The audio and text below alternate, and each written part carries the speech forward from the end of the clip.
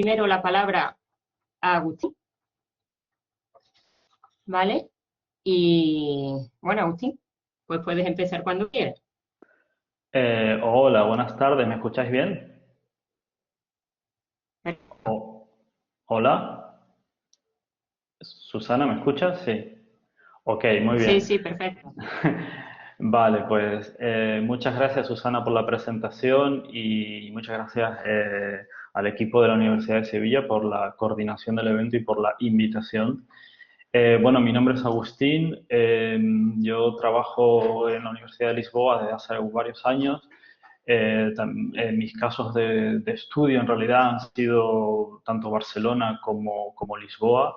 Y hoy, bueno, voy a hablar más sobre Lisboa, que tal vez sea un caso menos conocido en el Estado español. Estoy intentando compartir eh, un... Ok, ahí podéis ver el, el PowerPoint, espero que sí. Sí, sí, Si lo me- Sí, podemos ver, sí, lo se podemos ver. ve. Vale, muy bien. Simplemente una presentación rápida sobre Lisboa y sobre el impacto. La verdad es que, bueno, esta pregunta, lo del impacto, creo que es tal vez la más clara, ¿no? Porque es el fenómeno más visible y ha sido bastante similar en la mayoría de las ciudades, bueno, de la península ibérica y de otros lugares del mundo. El impacto ha sido, de un punto de vista para, sobre todo para los inquilinos y para la calidad de vida de las ciudades, pues no sé cómo calificarlo, un desastre, un terrible, no sé cómo calificarlo sinceramente. Pero en Lisboa ha sido sobre todo un impacto, un proceso muy rápido, muy drástico. Es decir, aquí este es un mapa de Lisboa y podéis ver la concentración de los Airbnb. Aquí estoy hablando de apartamentos enteros. Más o menos hay 19.000 apartamentos enteros registrados con licencia en un fenómeno de digamos, un contexto político bastante neoliberal, donde era simplemente registrar, no había ningún control, era simplemente comunicar por teléfono o por email que uno quería registrar un apartamento turístico y le daban licencia. Y sobre todo concentrado en el centro de la ciudad, de tal manera que, como podéis ver, por ejemplo, en este mapa, eh, por barrios de Lisboa, los colores significan números de camas ofertadas en Airbnb por 100 habitantes. Y como vemos en el naranja oscuro y el naranja claro, en estos barrios del centro histórico hay más camas ofertadas en Airbnb que habitantes registrados.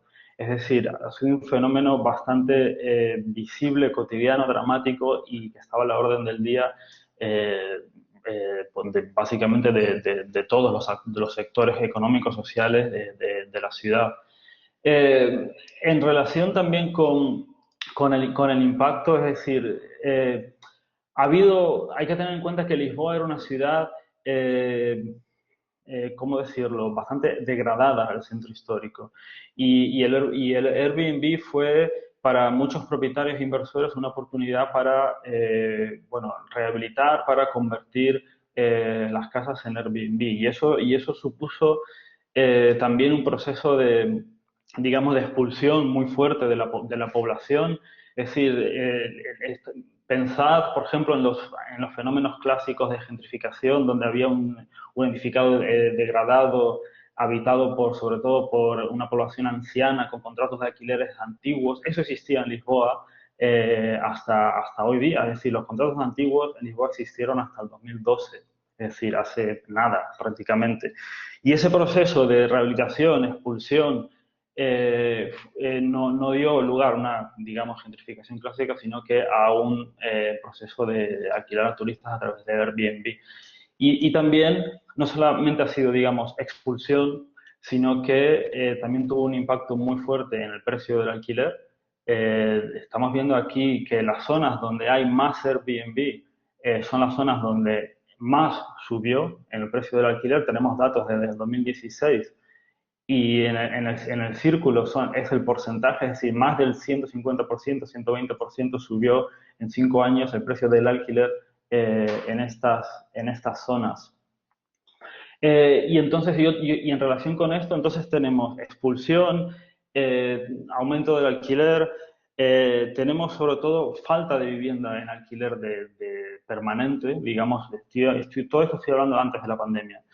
Era imposible encontrar una casa para alquilar en el centro de la ciudad, o muy difícil, o las que existían eran verdaderamente caras. Y todo eso con los problemas cotidianos de lo que significa vivir con esta presión, digamos, de la Airbnb, presión turística tan fuerte. Es decir, gente que directamente se iba porque ya era imposible dormir, además un proceso de rehabilitación que era obras continuas, mucho polvo, mucho ruido del turista, hasta las tantas de la madrugada, etcétera, cosas que ya sabemos de otras ciudades. La calidad de vida para una familia medio en el centro histórico fue, digamos, bajó drásticamente por causa de este proceso. Y ya, por último, porque tengo 5 minutos en realidad para responder a esta pregunta, un caso de estudio que hicimos con mi compañera Ana Gago en el barrio de Alfama. Este mapa de aquí, de la derecha, muestra eh, sobre todo el negro es apartamentos turísticos, pero fijaros que los puntos rojos son personas directamente desalojadas, desplazadas por causa de apartamentos turísticos.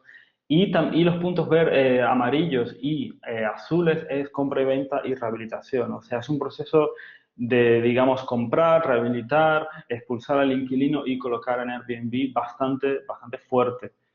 Y ya por último, porque estoy hablando más del impacto más social, pero también quería hablar un poco sobre la estructura de la propiedad, que me parece bastante importante para luego hablar más sobre el tema en las siguientes preguntas.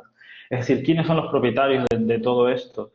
No sé si ese gráfico se ve muy bien, pero básicamente la columna del medio, que dice aquí local landlords, que serían como el propietario que tenía un inquilino y lo expulsó, digamos, para convertirse al Airbnb, digamos, no es la categoría mayoritaria. Los propietarios mayoritarios son inversores que compraron para meterse en este mercado. Y sobre todo inversores extranjeros ayudados por beneficios fiscales dados por el gobierno. Y dentro de estos dos grupos de inversores están los individuales, gente que compra uno o dos apartamentos, y los inversores institucionales, que como vemos es el más fuerte, por lo menos en este caso en Alfama, comprar apartamentos enteros para eh, alquilarlos en Airbnb. Eh, Como digo, bueno, todo esto me estoy refiriendo a situaciones prepandémicas, pero la cosa, digamos, obviamente ha cambiado mucho y de eso hablaremos en las siguientes intervenciones, siguientes preguntas. Bueno, voy a dejar de compartir esta pantalla. Pues muchas gracias, Agustín. Vale, efectivamente la pregunta era sobre la situación antes de llegar la pandemia, ahora luego seguiremos para llegar la pandemia y nada, pasamos la María.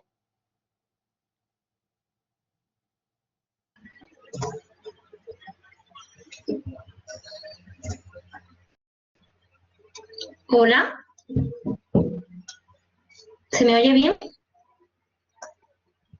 Sí, se te oye. Vale. Vale.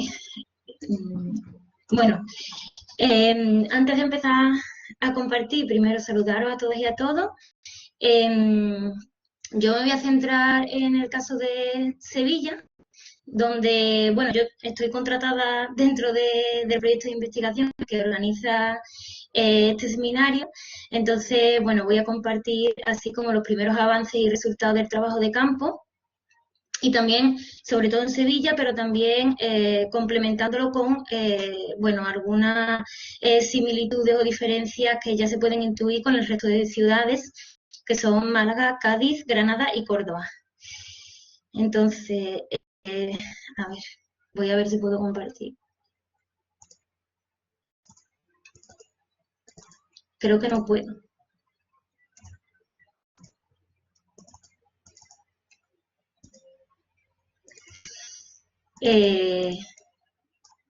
¿Alguien me explica cómo lo puedo compartir?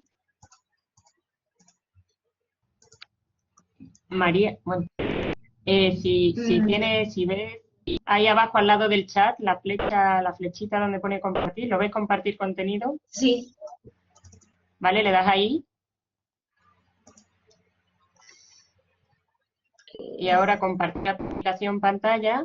Bueno, eso es lo que hago yo, y compartir pantalla.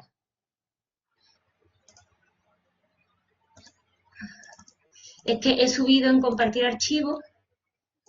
¿Y ahí no te sale? Si no, compartir pantalla y es fácil también. Bueno, ¿y cuál es tu archivo? A ver si yo lo... Perdón. María, ¿encuentras tu archivo ahí? ¿Ves tu archivo? Sí, imágenes, subido? sí. Imágenes. Se llama imágenes. ¿Pulsas encima? ¿Has probado a pulsar encima? Sí. Se pone en negro, ¿verdad? ¿Pone abajo Sí. compartir ahora? No. No sé si es que no tengo acceso. Acceso tienes. Vale, ya está. Perfecto. Lo voy pasando ya, tú me dices. Venga, gracias. Bueno, lo primero, sí quería decir que cualquier examen del impacto de Airbnb o de otras plataformas de alquiler turístico en el mercado de la vivienda debe de considerarse junto a otros factores adicionales, como la política de vivienda de las diferentes administraciones con competencia, la economía política más amplia del país y la ciudad, y las estrategias de corporaciones transnacionales o el capital financiero global. La proliferación de Airbnb y el crecimiento del turismo se han visto facilitados, por un lado, por la desregulación del sector inmobiliario y la apertura del mercado local al capital global, y la promoción del turismo como solución a la falta de industrialización o desindustrialización. En Andalucía, falta de industrialización, digamos, con más importancia todavía tras la crisis financiera de 2008. Esto no quiere decir que no se haya evidenciado en diferentes casos que el alquiler turístico, como ha dicho el compañero Agustín, el acceso a la vivienda de la población local, desplazando a residentes, reduciendo la oferta disponible y aumentando los costos de la vivienda. Sobre todo en lugares con mercados persistentes especialmente ajustados, como son los barrios residenciales populares cercanos al centro turístico comercial o con cierto atractivo turístico, que puede ser patrimonial, cultural, paisajístico, comercial, o simplemente por estar próximo. En donde la brecha de renta entre alquileres a largo plazo y a corto puede ser bastante importante. En Sevilla esto ha ocurrido con mucha intensidad en la mitad norte del casco histórico y en Triana, también en los arrabales históricos. Son barrios inmersos en procesos de gentrificación no culminados desde los 90, que han entrado en los últimos años en los circuitos turísticos de la ciudad. Las viviendas turísticas han ayudado a ampliar esta frontera, que tradicionalmente se hallaban en el barrio de Santa Cruz, en el centro sur, y aledaños, ¿no? En el resto de ciudades nos hemos centrado en barrios igualmente tensionados, como son Albaicín y Realejo en Granada, Lagunilla y Casco Antiguo en Málaga, Judería y Axerquía en Córdoba, y Pópulo, La Viña y Santa María en Cádiz.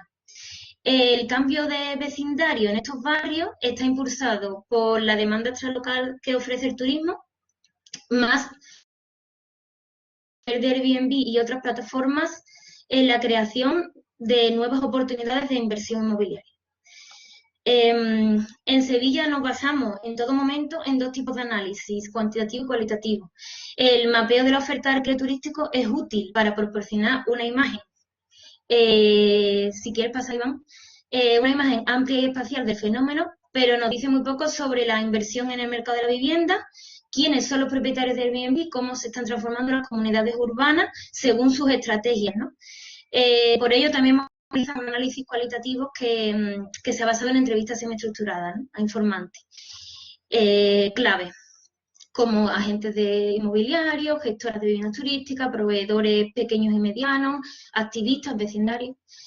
Respecto al número de alquileres turísticos en Sevilla, aunque no me voy a detener demasiado en los números, antes de la pandemia, según los datos extraídos en la plataforma DataIPO, que es una plataforma de web scraping, el número total ascendía a 4.840 viviendas solamente en el centro histórico, Y luego contamos con un informe de la Junta de Andalucía de marzo de 2020, en donde se indica que el número total de alquileres ascendía hasta 7.176, de los cuales el 69% estaba registrado en el registro de turismo, porque basta con que esté registrado para poder ejercer esa actividad, y el 30% restante no contaría con licencia. Dale para atrás. Conviene poner en relación este enorme peso con la evolución de los residentes. Bueno, tras un periodo de gran crecimiento en la primera década del siglo XXI, viene descendiendo desde 2012. Esta tendencia se frena y se invierte desde 2013, tras haber superado en 2012 60.000 habitantes, y bueno, se han perdido más de 4.000 residentes, ¿no? El descenso poblacional coincide con la aparición del fenómeno de los alquileres turísticos en torno al año 2012, lo que hace suponer que hay una relación entre inversiones para alquiler turístico en detrimento del alquiler convencional. Y, por supuesto, un desplazamiento de vecindario a otras zonas de Sevilla.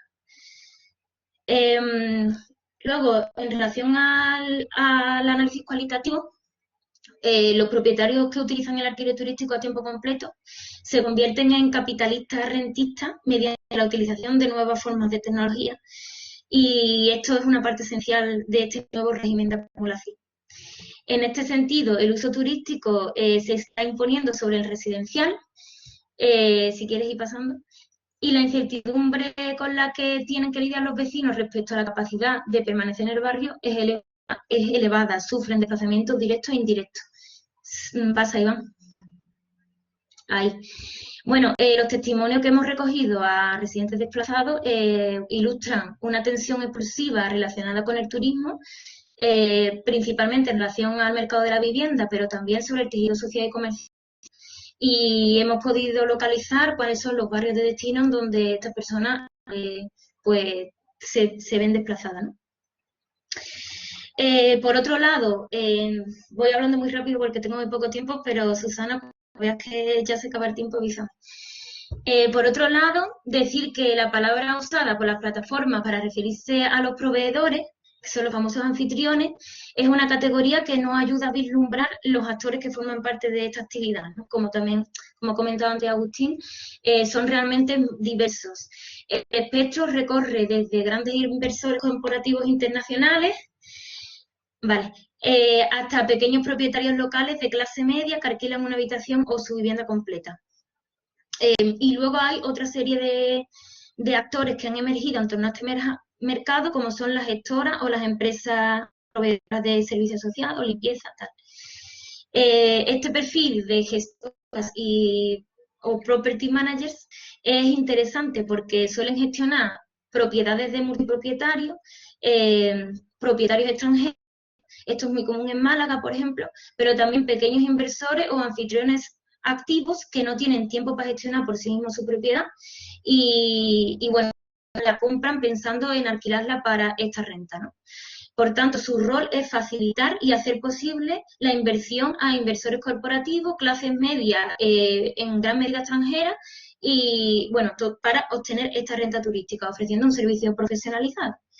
Entonces, lo que hemos visto, resumiendo mucho, que se me quedan muchas cosas en el tintero, es que a lo largo de estos años y según la percepción de todos los entrevistados, tanto pequeños proveedores como grandes gestoras e inmobiliarias, el servicio se ha ido cada vez profesionalizando más y expulsando de alguna manera a los pequeños proveedores en los que se basa, digamos, la plataforma para definir su actividad como economía colaborativa, ¿no?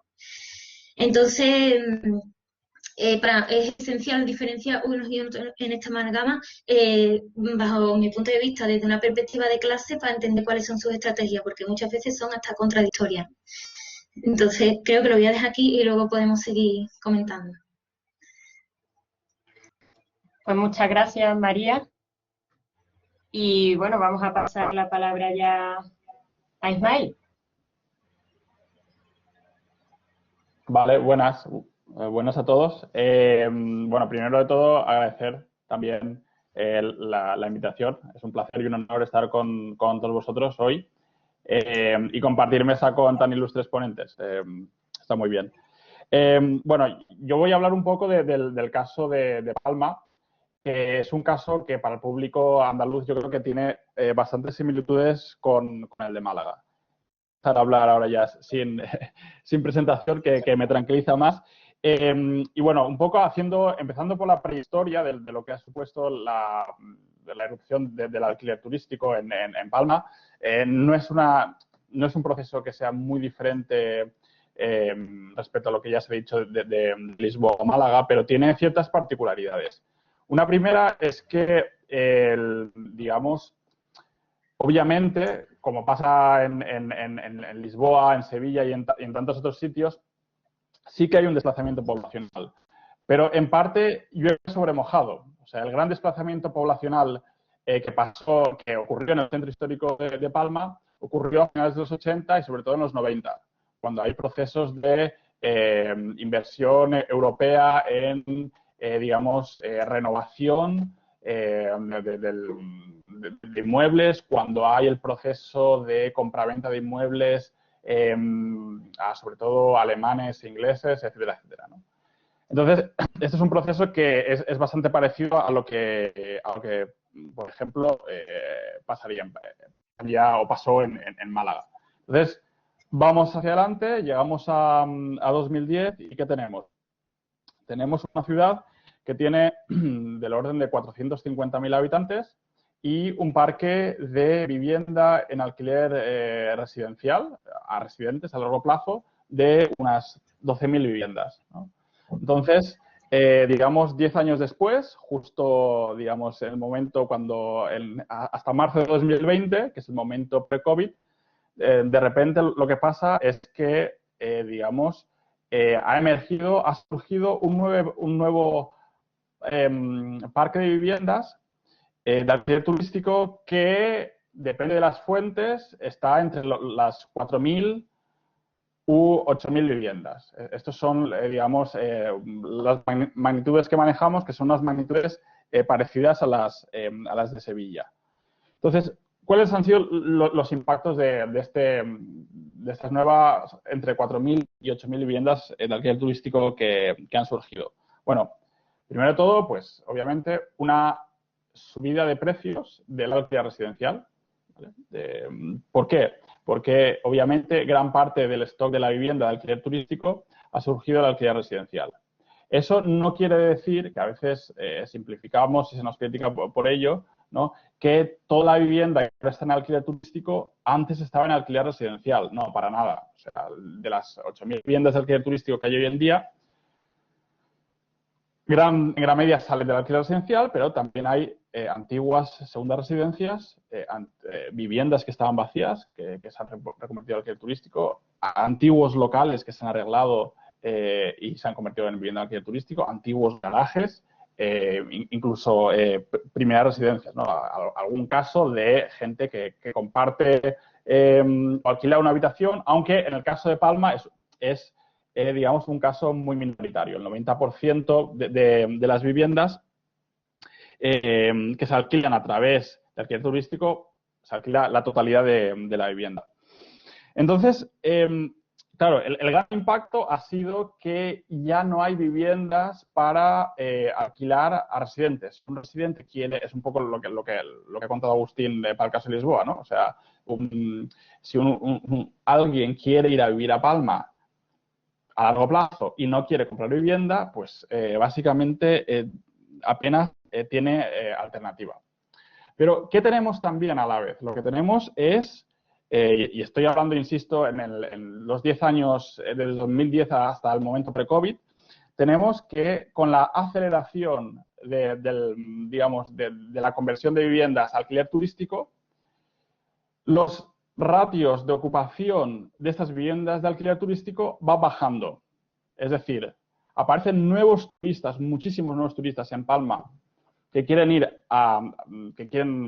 alojarse en un Airbnb, pero digamos que la oferta de Airbnbs o alquileres turísticos, digamos que aumenta mucho más que la demanda. ¿Eso qué hace? Hace que los ratios de ocupación bajen y hace que, digamos, los ingresos medios del conjunto de gente de los llamados anfitriones vayan bajando. O sea, cada vez hay más competencia, ¿no? Y entonces, ¿a qué nos lleva esto? Y eso es un poco el momento pre-COVID, y ahora sí que voy a compartir mi pantalla, a ver si puedo. Exacto. Nos lleva a que, digamos, los ingresos medios por alquiler turístico vayan bajando, que es la columna en gris claro. Pero, digamos, paradójicamente, los ingresos medios en alquiler residencial van subiendo. ¿Por qué? Porque hay muy pocas viviendas que se alquilen al sector de alquiler residencial, y estas viviendas se alquilan a precios muy, muy, muy altos. Y son viviendas que, por sus características, son viviendas que son muy grandes, que están en determinadas zonas que no son especialmente turísticas, ¿no? Entonces, son viviendas que no encuentran, digamos, su nicho en un alquiler turístico sobresaturado. Entonces, se alquilan residentes. Entonces, ¿qué teníamos en el año 2020? Teníamos un momento, digamos, a nivel teórico, podríamos decir, un cierto cierre de brecha de renta. Es decir, ya no era más rentable alquilar o sea, destinar una vivienda al alquiler turístico. Ya había tantísimas que, de alguna manera, el propio mercado, por llamarlo así, ya entre muchas comillas, se había regulado él solo. O sea, ya había demasiadas viviendas en alquiler turístico. Y ya veíamos que, digamos, ya no había, digamos, un aumento de nuevas viviendas, una transfusión de viviendas hacia el alquiler turístico, ¿no?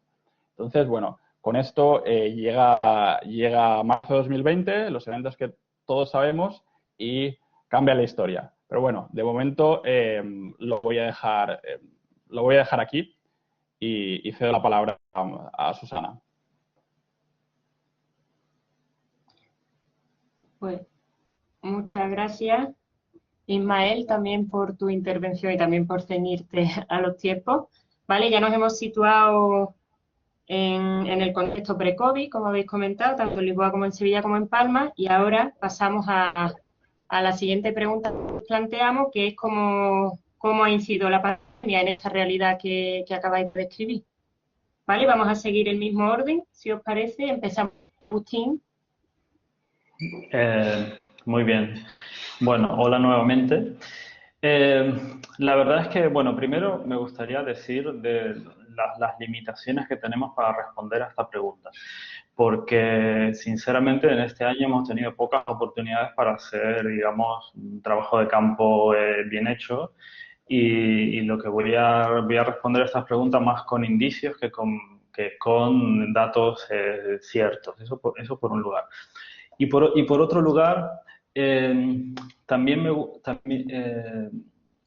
gustaría hablar de otra dificultad, digamos, metodológica, que es la aparición de nuevas plataformas. O sea, normalmente siempre nos centramos en Airbnb como la plataforma dominante, y que a partir de los datos de la oferta de Airbnb analizamos el mercado. Y sí, tal vez sigue siendo la más dominante.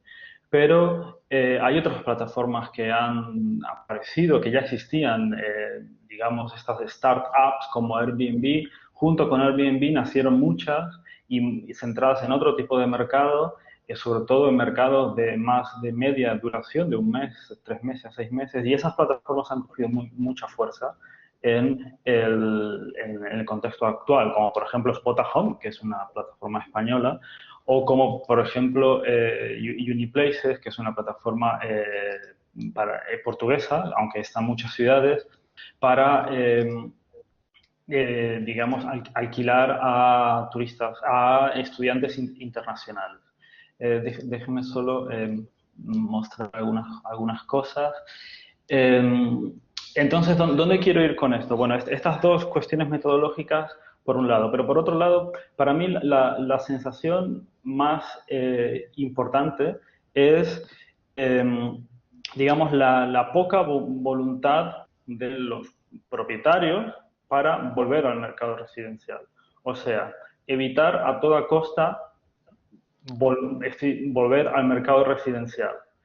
Y sobre todo, tal vez depende mucho del contexto, pero en el contexto de Lisboa, digamos, en un mercado de la propiedad del apartamento turístico, sobre todo dominado por inversores que compraron para rehabilitar y alquilar, eh, y sobre todo inversores extranjeros que se mezcla el uso de segunda residencia con apartamento turístico a través de estas agencias de gestión que habló María, que le hacen la gestión mientras el propietario no está en el local, digamos, volver al mercado residencial era eh, perder bastantes puntos de la inversión que habían hecho. Es decir, como habló Ismael, muchas veces lo que se puede sacar en el mercado residencial es tanto o igual que en el mercado de apartamentos turísticos, en función, depende también del barrio.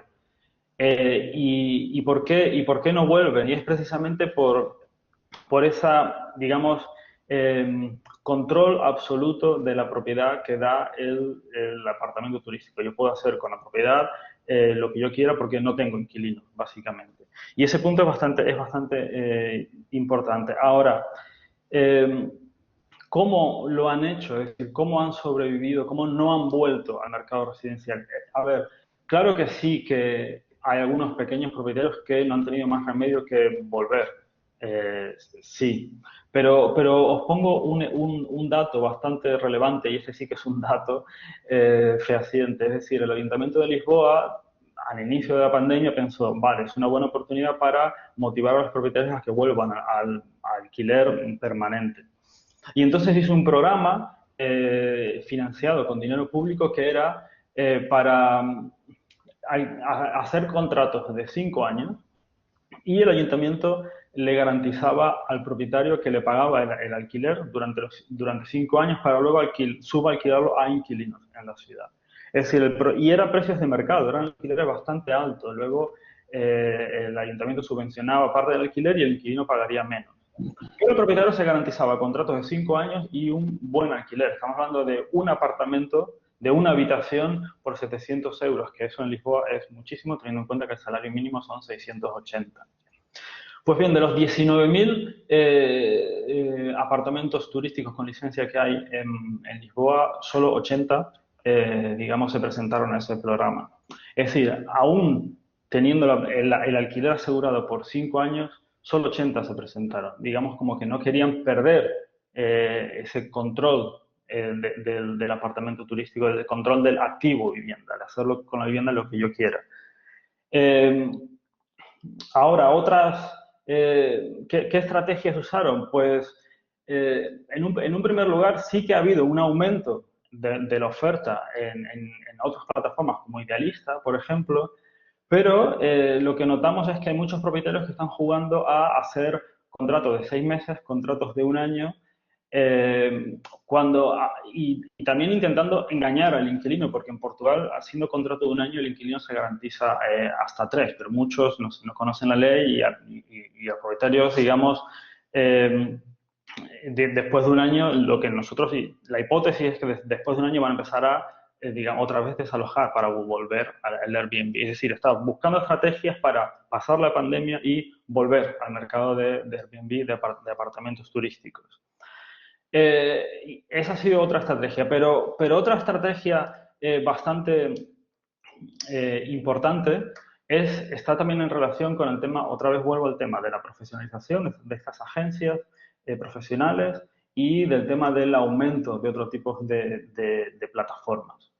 Esta agencia que se llama Hostmaker, que casualmente ya no existe porque ha sido absorbida por otra más grande que es americana, digamos que usa una tecnología que ha sido muy común en el mundo hotelero, que son los channel managers, que es, digamos, promocionar un mismo apartamento, en este caso, en diferentes canales de venta.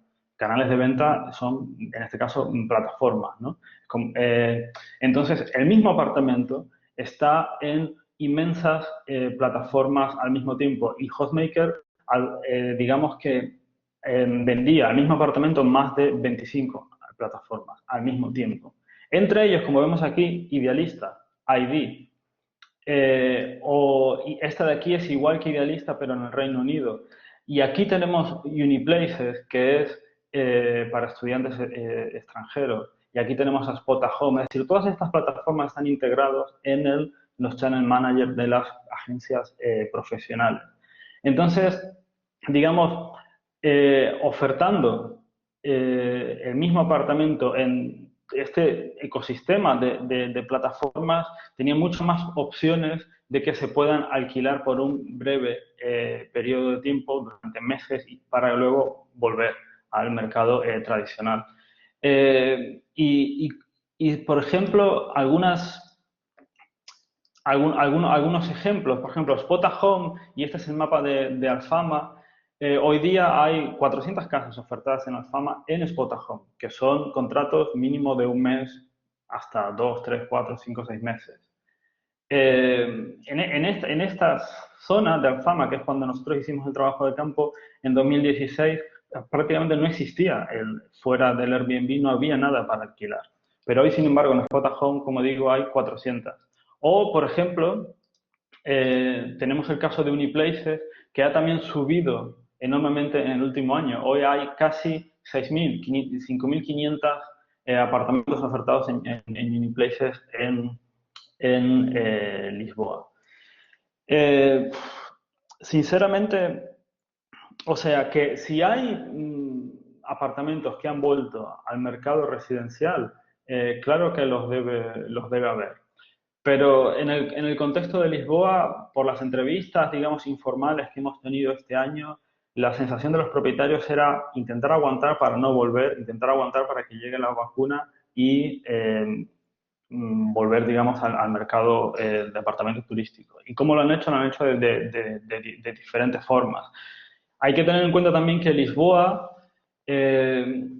digamos, ha llegado mucha gente del norte de Europa a trabajar a Lisboa, a pasar el confinamiento en Lisboa. Es un fenómeno que se ha notado bastante y de hecho el Estado ha hecho bastantes esfuerzos en atraer a ese tipo de población para dinamizar un poco la economía local, sino bien con turismo, con este tipo de, bueno, segundas residencias profesionales, etcétera. Y sí que han, digamos, de alguna forma esos alquileres de medio plazo se han, digamos, funcionado de alguna forma. Los datos de AirDNA, que hacen análisis sobre Airbnb, muestran que la tasa de ocupación en Lisboa es del 25%. O sea, los miles de apartamentos siguen ofertados en Airbnb, que es lo paradigmático. O sea, de los 19.000 que siempre existían, hoy día han bajado un poco, pero siguen siendo súper altos. Están 16.000, 17.000 la oferta diaria de Airbnb en Lisboa. Pero, sin embargo, la tasa de ocupación, que antes era 80, 90%, ahora es del 25%. Lo que significa que sí que hay algo de movimiento en este mercado de plataformas. Ya deberías ir terminando, Agustín. Sí, voy a parar aquí y luego seguimos discutiendo sobre el tema. Vale, pues muchas gracias. Y damos la palabra ya directamente a María. Vale, bueno, hola de nuevo. A ver si soy capaz de ser concisa. Sobre los datos, ¿no? Cuantitativos que tenemos después de la irrupción del COVID. En Sevilla, en la ciudad de Sevilla, sí que hemos visto que ha habido un descenso de viviendas ofertadas en Airbnb de 967, quedándose todavía en un total de 3.873, esto en cuanto a oferta a la plataforma, pero luego es curioso que en el número de registros, o sea, en las inscripciones en el registro de turismo de Andalucía, el número no disminuyó, es decir, no se ha dado de baja ninguna vivienda, sino que aumentó en el periodo de los meses después de la irrupción del COVID. y según el registro, el total de alquileres turísticos era de 4.973 los meses antes de la pandemia, y en febrero de 2021 esta cifra está ahora en 6.198. Entonces, bueno, un aumento bastante importante, ¿no? Y luego sobre las distintas hipótesis, porque como dice Agustín, realmente ha pasado poco tiempo y tenemos poca información y todo además está cambiando muy rápido. Pero bueno, sí que yo me he centrado en las 40 entrevistas que hemos realizado, las 10 al mundo, a los proveedores, ¿no? Como he dicho, todo el espectro. 10 en Sevilla, que no he mencionado antes, pero está en el marco del proyecto Laica Local. Y luego 5 por cada ciudad. Entonces, para mí hay 3 aspectos interesantes a resaltar. Y todo relacionado con la hipótesis de que, digamos, que la pandemia lo que ha hecho es acelerar el proceso de profesionalización. La primera es la importancia de la centralidad. Digamos, a la hora de entender la nueva distribución de la oferta del alquiler turístico tras la pandemia, la centralidad juega un papel muy importante. En este sentido, todos los entrevistados coinciden en que en momentos de escasa demanda y gran cantidad de oferta, los anuncios peor ubicados o las propiedades peor ubicadas, es decir, menos céntricas, son las que menos reservas han estado teniendo, ¿no? En concreto, en Sevilla en concreto, los límites se han identificado en la almendra del centro, y normalmente las viviendas más centrales o mejor conectadas suelen ser las que han interesado a los propietarios más poderosos, ¿no? O las élites adineradas o inversores, porque realmente son las propiedades que acumulan gran valor. Entonces, los pequeños propietarios o proveedores con menos poder no manejan propiedades tan céntricas, sino que sus viviendas, digamos, que se ubican en el primer cinturón. Así que esos anuncios han sufrido más las consecuencias de la falta de reserva. Eso por un lado. Por otro lado, siguiendo un poco con lo que contaba Agustín, ¿no? También lo tenía por aquí apuntado, lo del Channel Manager, y digamos que en realidad es las gestoras y las inmobiliarias, las empresas que se dedican a esto, han aprovechado estos meses para mejorar tecnológica y digitalmente su servicio. Y esto ha implicado que han conocido mucho mejor cómo funciona el algoritmo. Y esto le ha permitido ajustar y reducir los precios para ser más competitivos. Por supuesto, a través del Channel Manager, que es el software para, digamos, bloquear o desbloquear la oferta en los distintos canales, pero también tengo aquí textualmente una cita de un gestor de Málaga que me comentaba: cada 20 segundos mi programa informático va haciendo un estudio y me va recomendando el precio con un motor de inteligencia artificial en el cual empieza a ser predictivo del mercado. Ya no es que me mande la recomendación del precio, sino que lo va poniendo de manera autónoma, ¿vale? Entonces, el aprovechamiento por parte de estas empresas de la renta turística, digamos, es máxima, ¿no? Vale, y el tercer apunte, que tiene que ver con el trasvase de las viviendas al alquiler convencional, digamos que tras la irrupción de la pandemia, los anfitriones no profesionales entrevistados decidieron pasarse ya en verano, mientras que las empresas o inmobiliarias apostaban por mantenerlas cerradas o alquiladas por temporadas cortas, como ha comentado Agustín, a trabajadores temporales en muchos casos.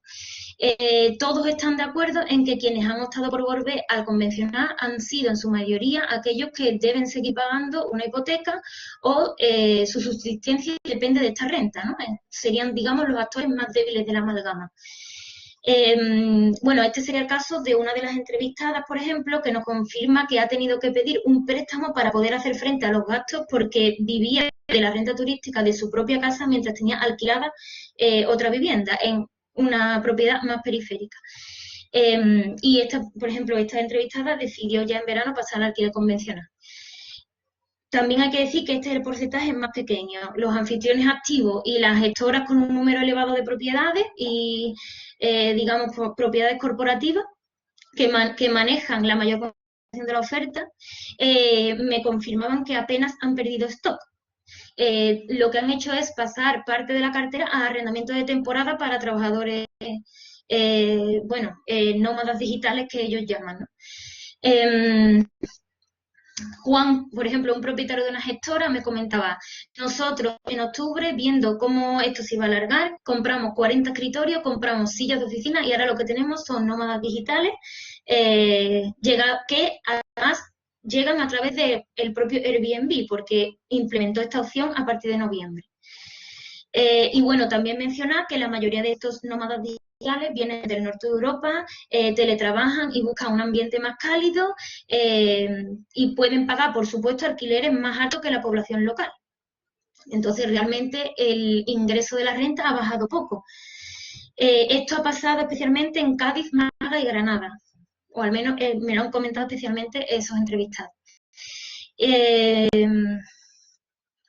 Y bueno, una inmobiliaria, que también traigo aquí otro comentario, decía, una gran inmobiliaria que maneja muchas propiedades, me comentaba, el tipo de propietario nuestro, un fondo de inversión, una empresa grande o empresas particulares familiares que tienen buenos activos, normalmente esperan, no les da cuenta alquilar a un tercero con el riesgo que eso les supone y ya tiran de la retórica de la criminalización a la ocupación y todo esto, ¿no? Que también les viene bien para, digamos, justificar por qué no pasan al alquiler convencional, ¿no?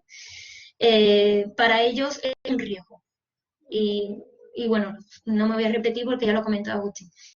Y también, no sé cómo voy de tiempo, pero solo también apuntar a cómo se ha vivido esto por parte de los inquilinos locales o de las personas afectadas. Realmente nadie me haya comentado que haya habido, vale, ya acabo, nadie me ha comentado que haya habido un retorno de una población desplazada hipotética al centro, porque, bueno, los informantes que ya están desplazados nos comentaban que sería difícil volver a pasar por una nueva mudanza para volver a un barrio que posiblemente volverá a ser turístico y, por tanto, tendrá que volver a revivir conflictos por los que ya ha pasado y que ya conoce, ¿no? Entonces, realmente no tenemos evidencias de que haya habido un retorno de población local a los barrios turistificados. Y incluso los residentes que todavía viven en esos barrios y sufren esa presión de desplazamiento, realmente lo viven como algo que tarde o temprano va a pasar, y esto tiene mucha relación con la falta de alternativa al modelo económico y político de la ciudad y de la región Andalucía. Ya está.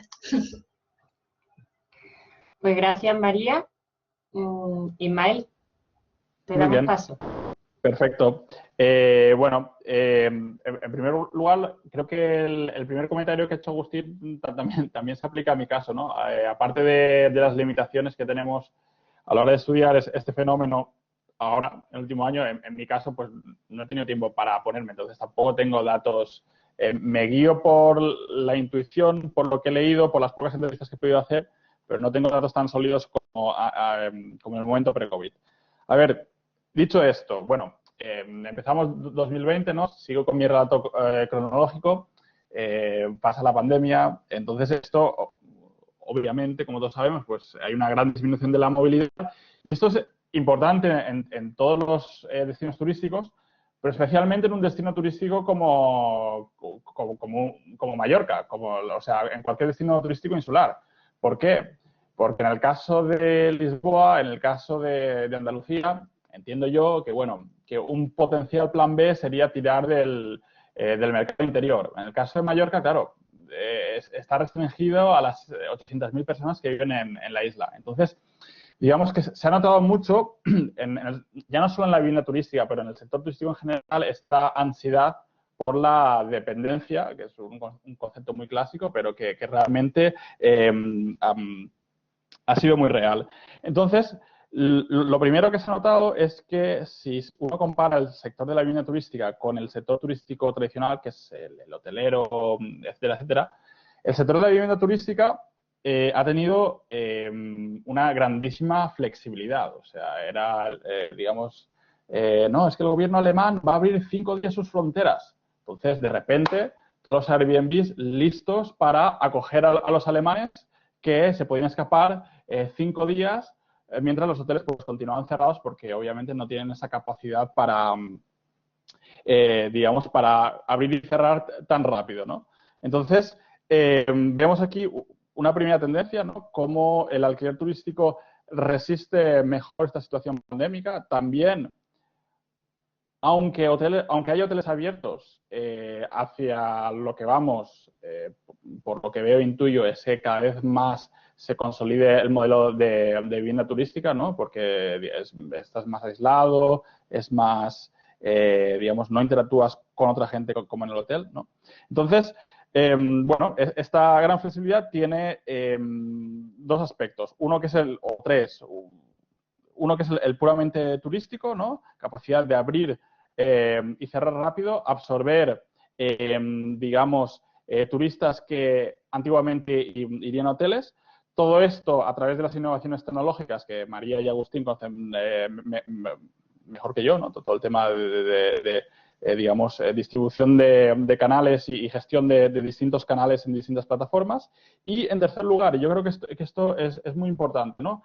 María lo ha tocado y Agustín también, pero yo creo que esto va a ser una de las líneas de futuro, ¿no? O sea, ya no estamos tanto en un escenario de alquiler turístico versus alquiler residencial, sino que yo lo que veo en el caso de Palma y lo que intuyo es que ya hay muchos grises, muchas cosas en medio, ¿no? Tanto a nivel de plataformas como, sobre todo, también a nivel de lo que es el usuario de estas, lo que hemos llamado hasta ahora viviendas de alquiler turístico. O sea, ya no es solo un alemán, un sueco, un inglés que escapa un fin de semana, sino que lo de los nómadas digitales, que esto era un concepto que hasta hace unos meses, pues, o sea, me lo tomaba WhatsApp, es muy real, es muy, muy, muy real. O sea, hay un grupo muy grande en el sur de Europa de gente que está teletrabajando, que ya empezaba, bueno, esto es la larga historia que empieza en los 80, pero que ha ido aumentando muchísimo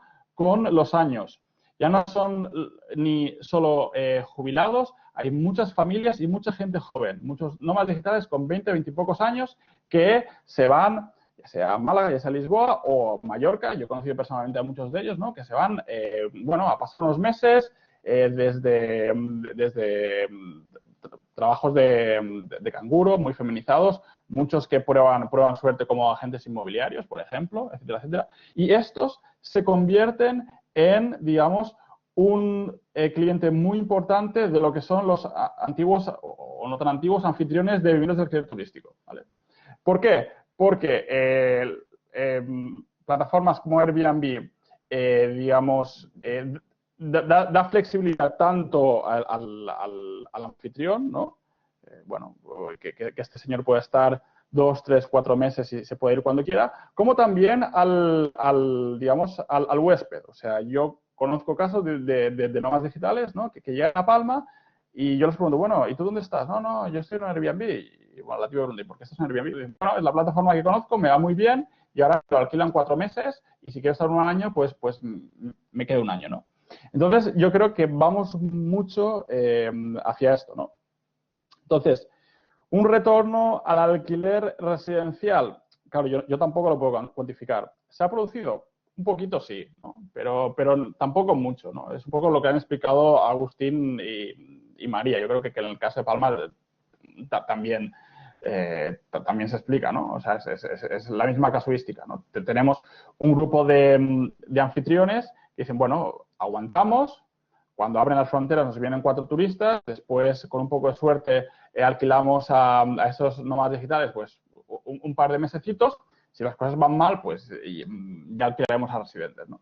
Entonces, digamos que por ahí, predisposición por parte de anfitriones, no especialmente, ¿no? Después, y también yo creo que lo que ha hecho María también es interesante. O sea, gente que ya ha sufrido un proceso de expulsión, que ya se ha ido de la ciudad, ya se ha ido de la isla, etcétera, etcétera, pues tampoco tiene ganas de ahora volver a revivir esa experiencia, ¿no? Y volver a intentar ir al centro, digamos, a la ciudad, ¿no? Pues ¿para qué? Pues, no sé, es como que ya es una etapa pasada. Después, no sé cómo voy de tiempo, creo que bien, ¿no? Sí. ¿Sí? Vale. Ya Pues, deberías ir terminando. Vale, pues a ver, dos apuntes muy rápidos. En cuanto a los anfitriones, una cosa también interesante que está pasando es que ahora que se ven más apurados, ¿no? Que los ingresos en muchos de ellos, en muchos casos van bajando, lo que hacen es que están haciendo muchos de los trabajos que antes externalizaban. O sea, hay un proceso de internalización de los trabajos que conlleva mantener un alquiler turístico. Esto es muy rápido. En la próxima ronda puedo explicar un poco más. Después, ya para acabar, última idea. Vamos a ver. Las plataformas. Lo que vemos en las plataformas es también que cada vez hay menos blancos y negros y cada vez más grises. Me explico. O sea, Airbnb cada vez se abre más a alquileres mensuales, incluso anuales. Y también vemos en Idealista y otras plataformas antiguamente destinadas al alquiler a largo plazo que cada vez se adaptan más a alquileres ya más a corto plazo, ¿no? Entonces vemos, digamos, esta mezcla de tanto de demanda como de oferta. Y lo dejo aquí. Pues muchas gracias también, Ismael. Y bueno, efectivamente yo creo que se han ido avanzando ya algunas cosas de predicciones, pero bueno, os apuntamos ya la última pregunta que tenemos, que es ¿qué tendencias esperáis en el mercado a medida que aflojen las restricciones a la movilidad? Pues volvemos a darle a Agustín la palabra. Bueno, pues hola nuevamente. Yo creo que una cosa ya bastante evidente que está, digamos, pasando en Lisboa es, digamos, una deseada vuelta a la normalidad, digamos, al turismo cotidiano. Lisboa, o sea, Portugal ya está en la lista verde por la baja incidencia, está en la lista verde de Reino Unido, por ejemplo, y ya están llegando 5.000 ingleses cada día. En esta semana estoy hablando. Y lo que vemos es, como yo lo que creo es que va a volver de una forma hasta tal vez más agresiva que antes.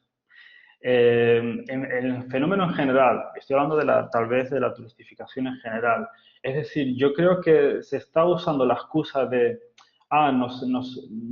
tenemos que recuperarnos, hemos tenido que cerrar durante este último año, entonces ahora le pedimos al gobierno menos limitaciones, menos restricciones para recuperar lo que ha habido. Un poco como en el estilo del shock doctrine, ¿no? De aprovechar la crisis para más neoliberalismo. Y, por ejemplo, eso se ve bastante evidente en el espacio público, en cómo los bares ya ocupan mucho más espacio en las terrazas que antes, con la excusa de tenemos en nuestro interior es pequeño y tenemos que recuperar, entonces ahora directamente cortan la calle para peatonalizar y llenar la calle de terrazas. Y yo creo que eso ha llegado para quedarse. Pero más en relación con el apartamento turístico, yo veo que este proceso, digamos, de más neoliberalismo y menos restricciones también puede afectar, digamos, a las restricciones que ya se pusieron en Lisboa. Es decir, en el 2019 la presión, digamos, del Airbnb era tan fuerte en la ciudad que se han puesto algunas cotas, digamos. Yo creo que en la industria, sobre todo las asociaciones que aquí a nivel local son muy potentes, están luchando para que esas cotas se quiten y poder dar más licencias sin restricciones.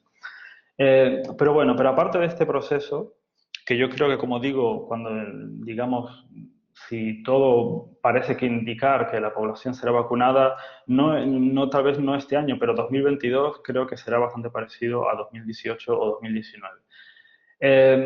Pero más hablando del mercado de Airbnb, yo creo que estoy muy de acuerdo con María que la tendencia es hacia más profesionalización por diversas cuestiones. En primer lugar, también en Lisboa pasa como en Sevilla, como comentó María, que digamos que los que han vuelto al mercado residencial son los más pequeños, los que no han podido sobrevivir, pero los más profesionales han tenido más recursos para sobrevivir. Entonces, los que se van a quedar son ya de por sí más profesionales que los más profesionales que ya existían.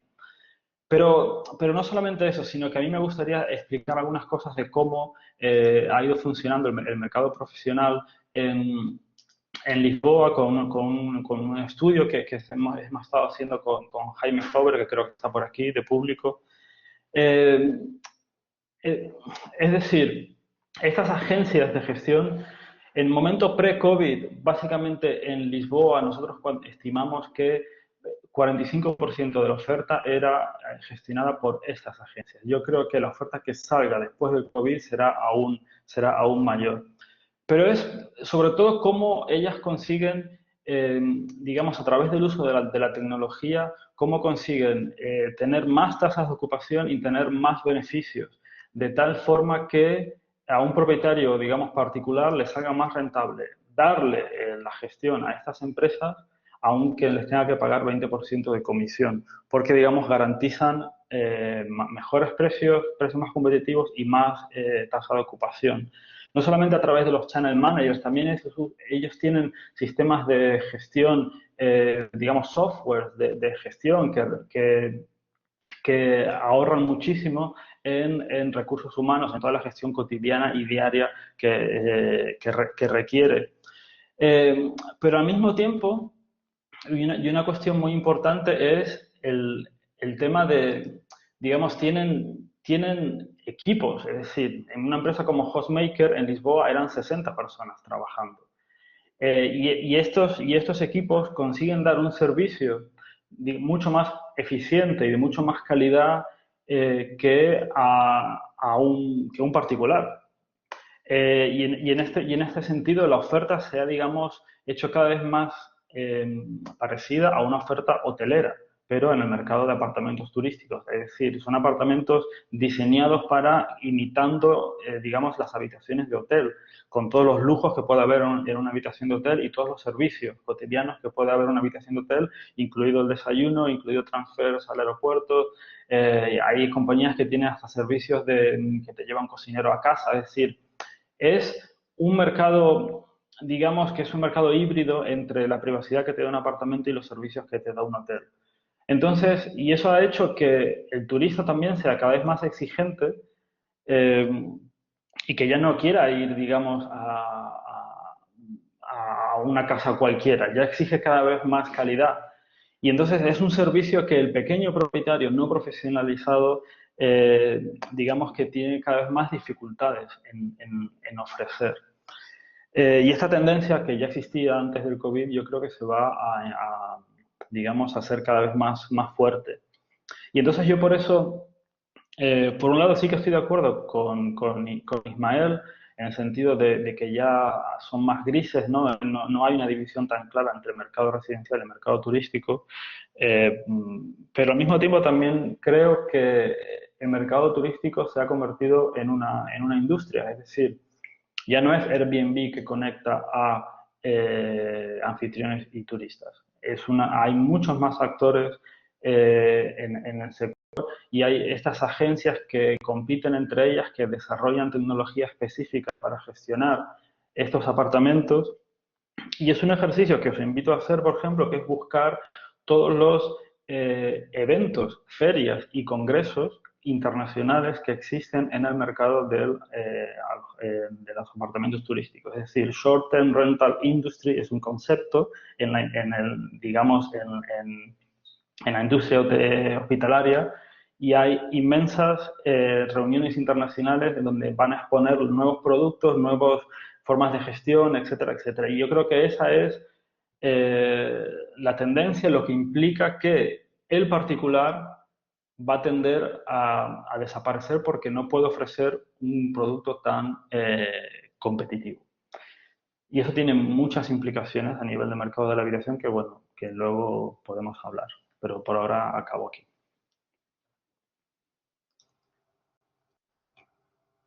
Pues muchas gracias, Agustín. María. Sí, vale. Bueno, yo quería empezar con una noticia que publicó el diario británico The Telegraph el pasado mes de marzo, que llevaba en portada la recomendación de ir a Sevilla como el primer destino para viajar cuando la situación sanitaria tras la pandemia mejore. Y la verdad es que ninguno de los entrevistados, ninguno de los perfiles, sea cual sea, dudan de que la situación no se vaya a recuperar en cuanto se reabran todas las fronteras y se continúe con la vacunación.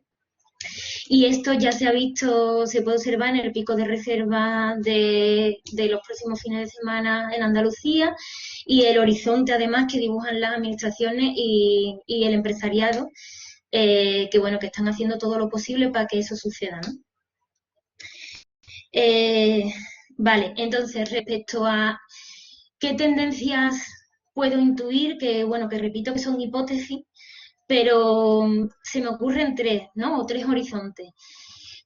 Primero, mira, lo voy a poner en palabras de un entrevistado que lo explicaba muy bien, que lo explicaba él y decía, es una gestora mediana, gestiona en torno a 30 viviendas turísticas en Málaga, y decía, como economía colaborativa, Airbnb nunca se lo ha planteado. Airbnb son los mayores especuladores que hay en el sector. Como yo lo veo en 5 años, yo lo veo profesional, pero el mayor riesgo que van a tener los profesionales es que vengan grandes empresas a intentar gestionar desde el extranjero, al igual que ha pasado con los hoteles. Creo que él mismo ha explicado muy bien esa posible tendencia, ¿no? De que ya esos actores medianos, ya no solo los pequeños que están saliendo, sino los medianos, se vean cada vez más expulsados por cada vez mayores corporaciones más grandes, ¿no? Que se lo sigan comiendo y, bueno, como todo en el capitalismo tiende al monopolio. Y luego, por otro lado, bueno, la que ya he comentado, ¿no? Pero sí que es muy interesante sería interesante seguir indagando sobre esto, que es el nicho que se ha abierto ahora con los trabajadores temporales o los migrantes de estilo de vida, o bueno, tienen distintos nombres, que bueno, que muchos de los entrevistados comentan que realmente es que pagan lo mismo que si lo dedicaran a alquiler turístico, entonces, y además requiere menos cuidados, porque bueno, hay menos gastos en limpieza, menos gastos en ciertos servicios, ¿no? Entonces, incluso algunas gestoras se están dando cuenta de que esto incluso les interesa incluso más, ¿no? Y luego, otro aspecto interesante que antes no he mencionado y que también creo que merece la pena contarlo ahora, es que igual que en la anterior crisis económica de 2008 causó consecuencias en cuanto al empobrecimiento y precariedad de clase media, que en España en concreto y en Andalucía, gente que tenía adquirido una vivienda y movilizó esa propiedad para sacar o recuperar esa pérdida de poder adquisitivo, puede ser que con esta nueva crisis, con nuevas pérdidas de empleo y nueva situación de precariedad de estas clases medias, esto provoque también movilización de ese otro parque de vivienda que siga todavía, que hasta ahora a lo mejor ha estado todavía habitado por ella. Entonces, esto es lo que se me ocurre a raíz de estas entrevistas. También, vale, simplemente comentar que en el caso de Sevilla se va a aprobar pronto la modificación puntual del PGO, en donde en principio hay una nueva regulación sobre los alquileres turísticos. Una medida que supuestamente bueno, que está destinada a contener la turistificación en los barrios que he mencionado, más presionados, pero bueno, que no va a tener efectos retroactivos y todas estas nuevas licencias que han aparecido en el registro de viviendas turísticas van a poder estar activadas, ¿no? Entonces, bueno, veremos de qué manera esta regulación cambia un poco la dinámica del mercado de la vivienda turística. Y respecto al resto de ciudades, de momento no están planteados, solo en Cádiz, pero no ha salido adelante, no está planteado ningún tipo de regulación o de intervención dentro del mercado por parte de la Administración. Así que creo que lo dejo aquí y ya podemos seguir en el debate. Muchas gracias, María. Perfecto, salto yo entonces, ¿no? A ver, yo por continuar con lo que ya se ha dicho, ¿no? El caso de Palma puede ser un poquito distinto, ligeramente, ahora, porque yo sí que creo que lo de, digamos, nómadas digitales, migración de estilo de vida, etcétera, etcétera, va a ser muy importante. La profesionalización sí, también es importante y los procesos de un poco de concentración vertical, o sea, desaparición de pequeños actores o de pequeños propietarios, también que plataformas, o sea, gestores medianos se absorben por gestores más grandes. Esto pasa, pero en el caso de Palma tenemos, digamos, quizás un factor diferencial, que es que el Ayuntamiento de Palma en 2019 aprobó, digamos, una prohibición, o lo llamaron así, de nuevas licencias de alquiler turístico. Entonces, esto, yo sospecho, y aquí estoy especulando bastante, pero bueno, es lo que intuyo, digamos, que hace que este proceso de profesionalización, de concentración que pasa en otras ciudades, también pase, pero no a un ritmo, digamos, tan intenso como puede pasar en Lisboa, por ejemplo. Pero bueno, es una sospecha. Y de forma paralela a esto, digamos que la ventana de migración por estilo de vida nómadas digitales ayude a sortear mejor, digamos, las prohibiciones legales. Entonces, yo lo que veo es un escenario de, por llamarlo así, oportunidades y también desafíos o amenazas, ¿no? Yo creo que, bueno, quiero ser un poco más naif que Agustín, ¿no? O sea, me resisto a la idea de que habrá una aceleración de la turistización. Tenemos indicios de eso, pero bueno, también quiero pensar que hay, digamos, oportunidades. O sea, una primera, por ejemplo, que ha pasado en muchas ciudades, en Palma incluida, es que a nivel de habitabilidad de los habitantes de la ciudad, ojo, digamos, el decrecimiento pues ha sido positivo. O sea, claro, esto obviamente no se puede ni tocar con los pobres trabajadores, decenas de miles que están desempleados. Pero, aunque esto ha pasado, lo que tenemos por otro lado es que, no sé, mucha gente que comenta, bueno, es que al fin puedo respirar, ya no tengo ruidos, ya no tengo molestias, o sea, la ciudad es más para mí, etcétera, etcétera, ¿no? Entonces, eso yo creo que ha ayudado a en parte, pues a crear una cierta conciencia de que, bueno, turismo obviamente no se puede tocar, pero que en turismo en vivienda, pues a lo mejor no nos conviene tanto. Y paralelamente a esto, también los propios propietarios, bueno, pues al contrario que los hoteleros, sí que han podido sobrevivir con otras fórmulas no exclusivamente turísticas. Entonces, bueno, ya pueden ver que, digamos, que tienen bastantes cartas en la manga y no solo dependen de lo que es digamos, los turistas, diría yo, y quiero ser un poco positivo. Pero después también, por el otro lado, también tenemos amenazas o retos, ¿no?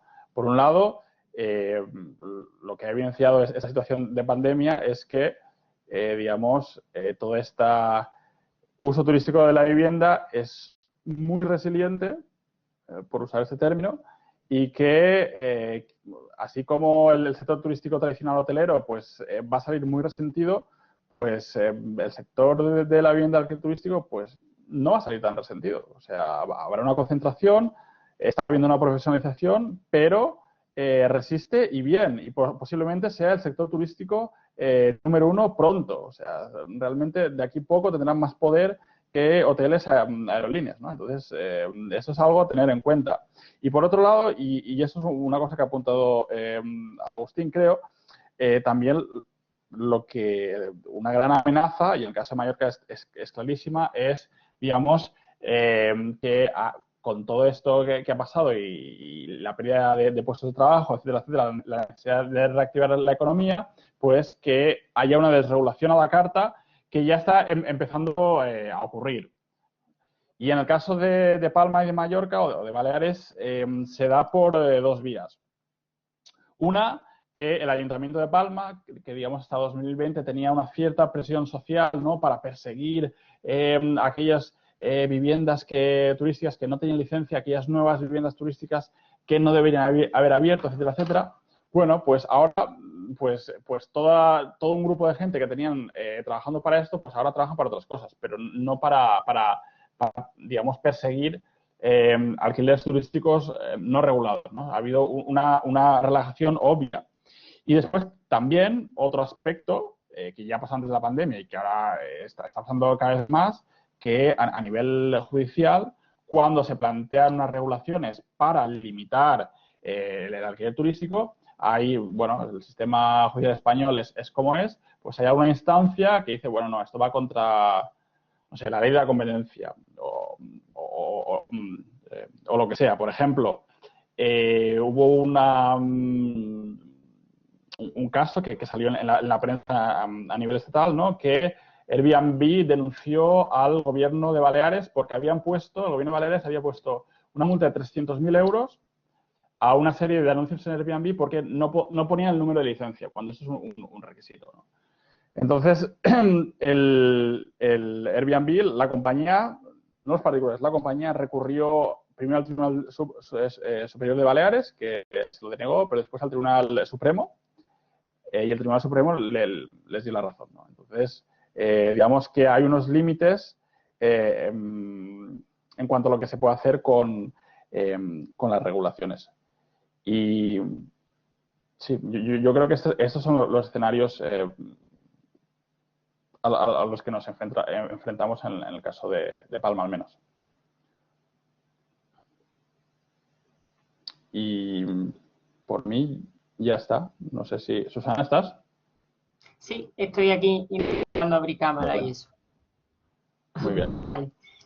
Bueno, pues muchísimas gracias a los tres por ceñiros a los tiempos, además también, bueno, aparte de por todo el bagaje que tenéis, que aunque digáis que efectivamente la dificultad ha sido enorme en el trabajo de campo en este contexto de pandemia, ¿no? Pero que sí que, desde luego, habéis sacado, pues, muchos temas, yo creo que sobre los que podemos debatir, ¿no? Agradezco entonces que os ciñáis al tiempo porque sí que da lugar a yo creo que a un debate, ¿vale? Que era lo previsto, como una media hora.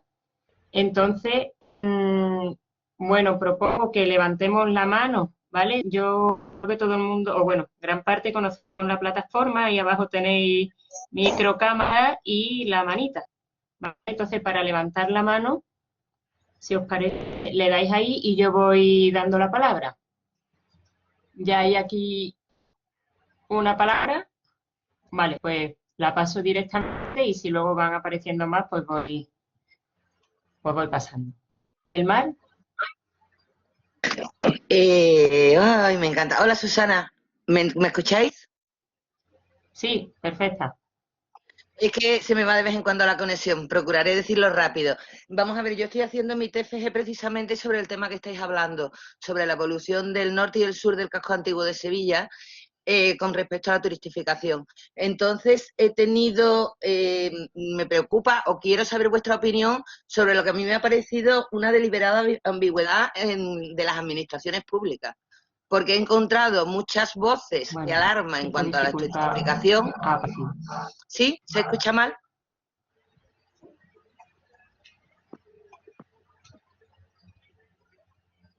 ¿Me escucha, Susana? Se nos ha ido María del Mar, ¿no? No, Sí. yo la escucho. Ah, pues os digo, he encontrado muchas voces de alarma. O sea, Hostel Tour, Diputación, no, incluso el Plan de Grandes Ciudades de Sevilla. Esperamos a ver si puede volver.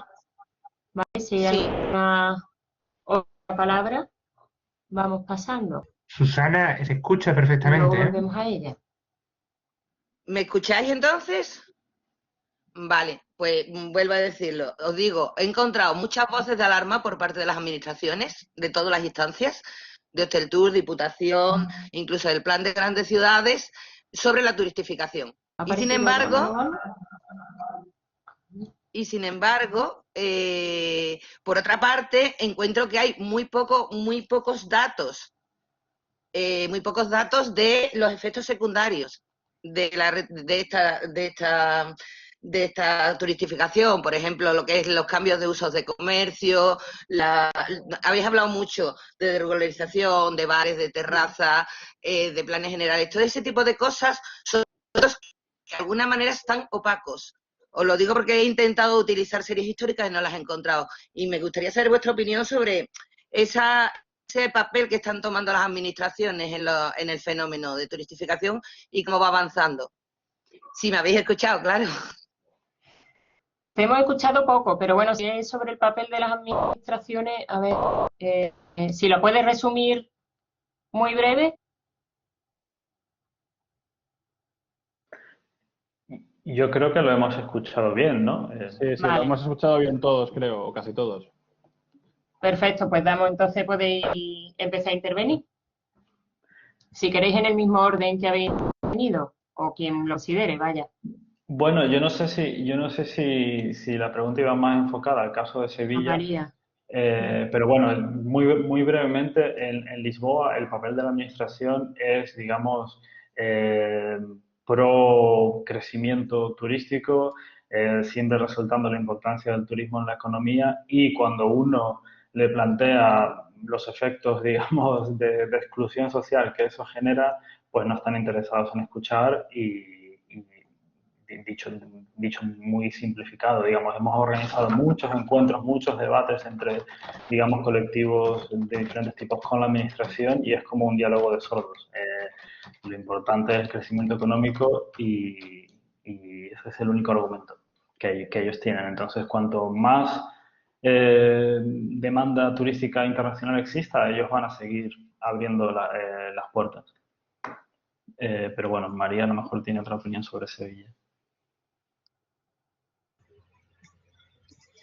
Pues en Sevilla es curioso porque hemos pasado de que el ayuntamiento negara en todos los actos públicos una y otra vez el desplazamiento, y además mencionando la palabra desplazamiento, en Sevilla no se ha desplazado población, hasta hace poco antes de la pandemia, que casualmente salió en varias noticias que estaba negociando con la Asociación de Hoteleros de Sevilla, y imagino que a través, o sea, que la voluntad de regular la oferta de alquiler de alguna manera o intervenir de alguna manera al mercado es una cuestión más de presión por parte de los hoteleros ante lo que consideran una oferta desleal o una competencia desleal, más que como una conciencia del impacto negativo que está teniendo para la población.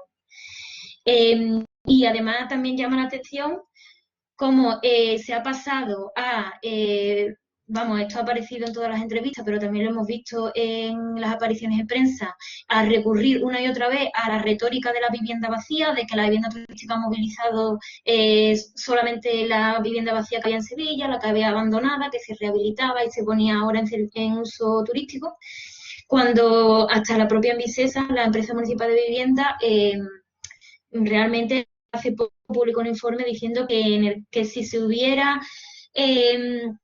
usado o movilizado esa vivienda para alquiler turístico, desde luego ya hacía tiempo que se habría agotado. Y bueno, ahora otra cosa interesante también que tenemos como investigadores es que hemos solicitado en varias ocasiones a la Gerencia de Urbanismo las licencias de obra y de reforma y no tenemos silencio, o sea, no nos contestan. Esto desde hace ya 3 años que llevamos pidiendo información, o sea que es que la opacidad es máxima, incluso por parte de la administración. Eso es lo que te puedo contar, así resumidamente. Sí, a ver, yo solo por continuar con lo que dice María, yo del caso de Sevilla no sé nada, no te puedo decir nada, pero vamos, la cosa con los datos es que es una tónica constante, o sea, intentas obtener datos, pues lo que dice María, o no te los dan o no existen. Entonces, bueno, hay que buscarse la vida de otras maneras, ¿no? Cada uno como puede. Y después, ¿qué pasa? Que uno presenta sus estudios con sus conclusiones y vienes, según qué colectivos, ¿no? En pro del alquiler turístico y dices, no, pero es que tú no tienes datos suficientes. Es que estos datos no son concluyentes. Digo, es que son, o sea, dámelos, dame los datos que tú tienes del Airbnb. Entonces, hay unos estudios más, digamos, más sólidos y más, digamos, con datos cuantitativos más, en fin, mejores. Pero claro, vamos, es simplemente para decirte que esto es lo que nos encontramos, es el pan nuestro de cada día, ¿no? Y entonces hay que navegar pues con lo que se puede. O sea, que yo creo que es una experiencia la que tienes que nos ha pasado a todos. Vamos.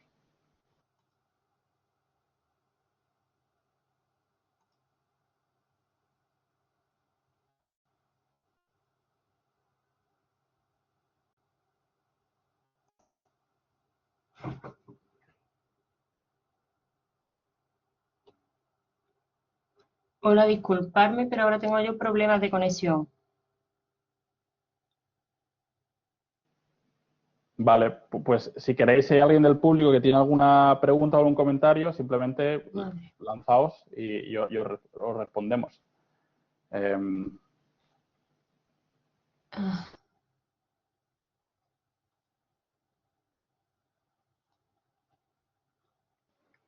Hola, ¿me escucháis a mí? Ahora. Sí, Ahora sí, Vale, que he Susana. tenido, disculparme. Vale, que ya se me ha ido la conexión. Pido disculpas. Bueno, Hay una pues palabra por ahí, damos. creo. Vale. A mí es que no Juan me o aparece porque Gallar. se había ido. Sí, hola, ¿se me escucha? Sí. Sí, perfectamente. Sí, de acuerdo. Bueno, en primer lugar, darle enhorabuena por la charla. La verdad es que es muy interesante haber tratado, eh, por ejemplo, haber descubierto los nómadas digital. No sé, ha estado bastante guay eso. Y, y me llamaba la atención también el tema de Airbnb poniéndose en meses y demás, que ya al final era como una situación legal bastante similar a la del alquiler. Y que ahí como que veo un poco raro, al final las normas siempre van más lentas que la innovación y demás, pero que es raro que haya tratamientos legales distintos cuando al final son mensualidades y demás, y como que ahí sí que había un poco de competencia. Y bueno, yo os quería preguntar, ya que sabéis bastante de la materia, y un poco hacer el trabajo que tendría que hacer la administración, de qué política o qué manera de actuación pensáis que sería más efectiva para acabar con este drama o que la situación se fuera un poco menos grave, porque la verdad es que ha sido un poco descorazonador ver algunos de los datos. Y bueno, había una pregunta que iba a hacer que creo que más o menos he respondido, que porque especialmente para María, de por qué pensaba que en Sevilla se había dado y en otros sitios no.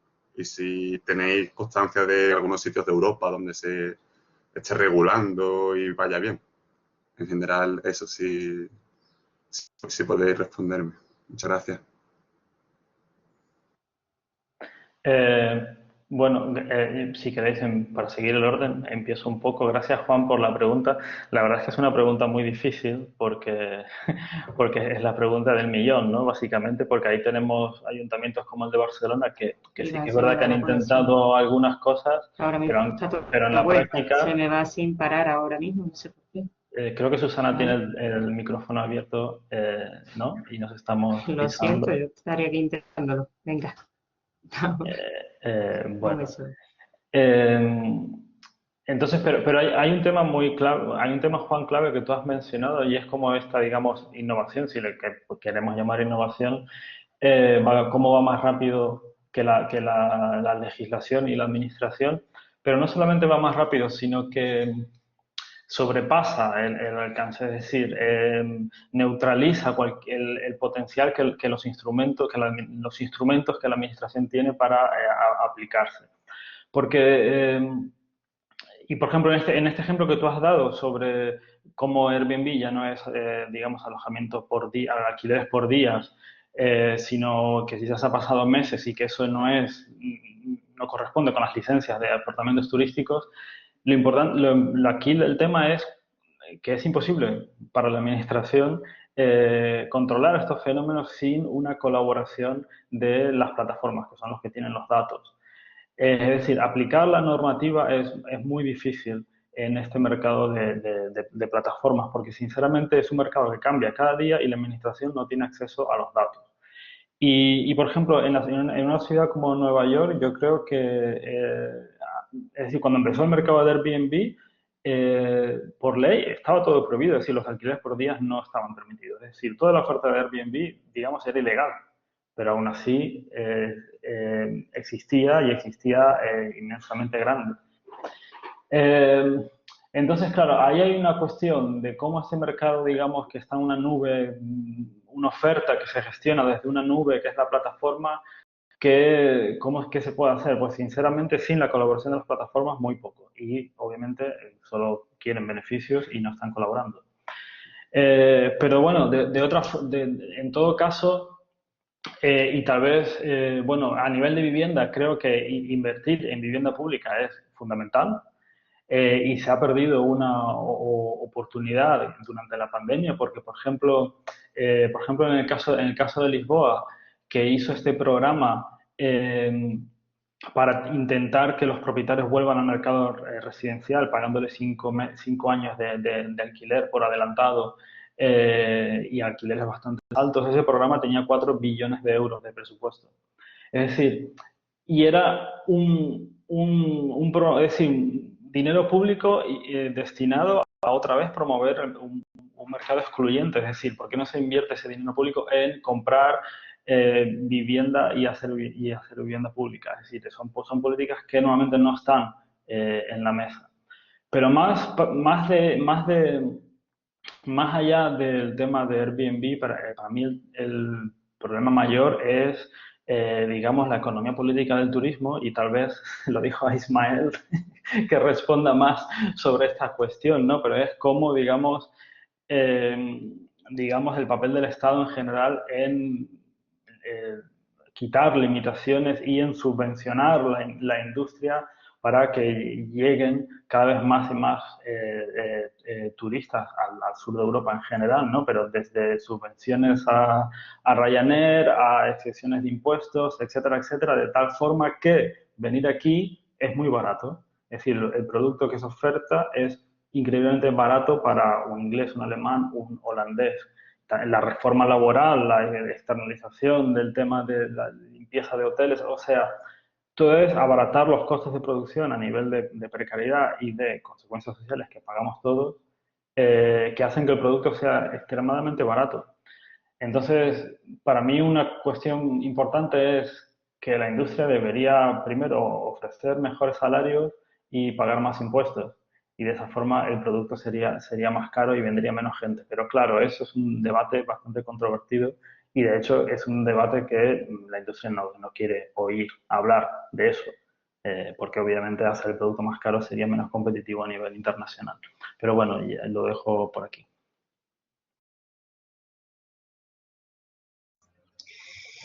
Bueno, un poco lo mismo que ha contado ya Agustín en realidad. Sí, he preguntado también por qué creo, ¿no?, que el caso de Sevilla sí que ha dado el paso adelante para la regulación y otras ciudades no. Mm, no sabría decir muy bien por qué. Imagino que el sector hotelero en Sevilla tiene mucho poder. Y además ahora, que es un dato que no he dicho, porque no tiene tanto que ver con la vivienda, pero sí que tiene que ver con el modelo económico-político, como dice Agustín, es que se están construyendo 25 hoteles, si no recuerdo más, durante estos meses de la pandemia. Son hoteles además de grandes cadenas hoteleras con inversiones millonarias y, y bueno, o sea que realmente bueno, el oriente del sector hotelero es a acumular poder y eso al final tiene una repercusión en la gobernanza de la ciudad. Yo creo que algo tiene que ver con eso. También en Sevilla, digamos que la oferta está muy concentrada en el centro y Triana. Por ejemplo, otros casos como Málaga o Cádiz, que son ciudades de costa, sí que la oferta está más distribuida a lo largo de la línea de costa o en distintos clústeres, ¿no? Pero en Sevilla, claro, está tan concentrada que el impacto de la oferta ha sido muy visible en el centro y en Triana. Y sobre la posibilidad de meterle mano, pues bueno, un poco lo que comentaba Agustín, que es muy difícil, digamos, atajar la cuestión porque, entre otras cosas, las competencias están muy distribuidas. también, como decía Agustín, las plataformas no colaboran en absoluto. De hecho, en concreto en el caso de Andalucía, en el que está vigente el decreto de 2016, se supone que llegaron a un acuerdo con Airbnb para que Airbnb publicara el número de licencia dentro del registro y varios entrevistados me contaban que realmente el número te lo puedes inventar porque Airbnb no va a comprobar que el número exista o sea correcto. Entonces, realmente da la sensación de que esa voluntad de colaboración de las plataformas es más marketing o publicidad que otra cosa, ¿no? Así que nada, respecto al tema de la vivienda, creo que proteger más al inquilino y cambiar la ley de arrendamiento urbano, dándole más derecho al inquilinato, sería muy positivo. Y bueno, todo, digamos, un cambio dentro del marco fiscal también, porque el actual marco fiscal beneficia a los inversionistas y a instituciones financieras y todo eso. Y sobre todo una reconversión radical del papel de la vivienda, pues como un refugio o como un hogar y no como una forma de inversión. Es que lo dejo ahí. Sí, yo por continuar y sintetizar, es que ya lo han dicho Agustín y María muy bien. Sobre todo esto último que ha dicho María, que yo creo que es muy importante. O sea, tenemos educación, una parte de la educación, una parte de la sanidad, que aún hoy en día, bueno, digamos, es un derecho y está fuera del mercado. Pues en vivienda eso debería existir.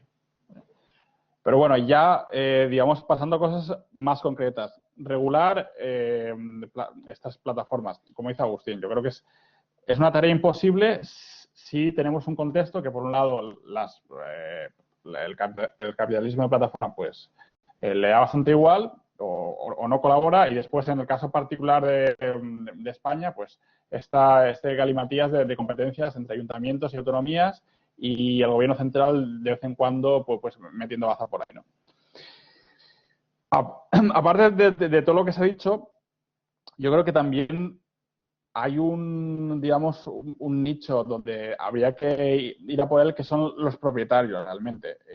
¿Cómo se podría ir a por ellos? Aparte de haciendo pedagogía, pues está lo que ha dicho María de incentivar o desincentivar fiscalmente según qué usos, y después decirles, bueno, señores, o sea, si ustedes alquilan todos a turistas, es que va al final en contra de ustedes mismos, porque habrá una sobreoferta y van a perder beneficios. Entonces, por favor, regulémoslo. Entonces, aquí, por ejemplo, yo creo que en las ciudades se tiene que seguir intentando regular o limitar al máximo. Y después hay otros nichos donde se podría debatir, digamos, dar más cancha. O sea, yo, por ejemplo, si un chalet yo qué sé, de Nueva Andalucía en Marbella lo quieren destinar a Airbnb, pues a mí la verdad es que eso sí que me da relativamente igual, ¿no? O sea, a mí lo que no querría es que, digamos, una familia del centro de Sevilla, de Cádiz o de Málaga se tenga que ir de su vivienda. Y después, ya para acabar, yo experiencias internacionales donde, digamos, se haya podido cortar este fenómeno, pues no conozco mucho. O sea, sé que en otras ciudades se intenta regular, no sé cómo ha ido. O sea, yo siempre que digo, que veo, bueno, prohibición en Berlín, prohibición en Ámsterdam, voy a Airbnb y veo que está lleno de Airbnb. Entonces, bueno, soy un poco escéptico, pero sí que de lo que yo conozco más, que es el contexto escandinavo, aquí hay algo bastante interesante. Que, digamos, que aunque no se regule oficialmente, no haya ninguna limitación, hay una estructura de la propiedad que limita de facto. Porque aquí, bueno, aquí quiero decir en Suecia y en Dinamarca, la mayor parte de la vivienda es en propiedad, pero cooperativa. O sea, uno no compra su vivienda, uno compra una participación en una cooperativa que le da derecho a una vivienda. Entonces, ¿eso qué lleva consigo? Que si uno quiere invitar a gente a su casa, si uno quiere realquilar su casa, ya sea turista o residente, lo puede hacer siempre que la cooperativa lo apruebe. Entonces, claro, la cooperativa le dice, ¿usted quiere alquilar durante 2 años? bueno, hágalo. ¿Usted quiere que haga los fines de semana? Entonces, normalmente dicen que no. Hay algunos casos que dicen que sí, pero la mayor parte de casos dicen que no. Y aquí, mediante esa estructura de la propiedad, pues de facto hay un límite que es bastante importante. O sea, hay en el contexto escandinavo, claro que no está la presión turística que hay en España, obviamente, pero realmente hay muy pocos alquileres turísticos por esa estructura de la propiedad.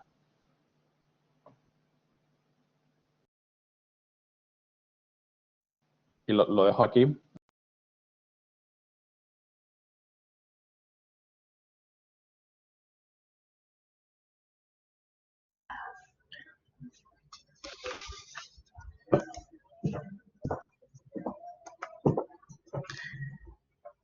Muchas gracias a todos. Hemos tenido un problema, nuestra moderadora ha tenido un problema de conexión, así que me voy a hacer cargo. Bueno, ¿hay más palabras? ¿Alguien tiene alguna otra pregunta? Esperamos a ver.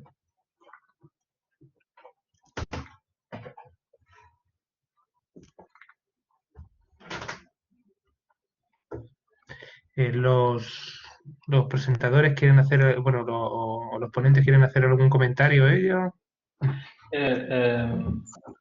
Gracias, Iván. Y a mí me gustaría decir, bueno, una pregunta un poco complicada, ¿no? Pero no es una pregunta, más un comentario para reflexionar.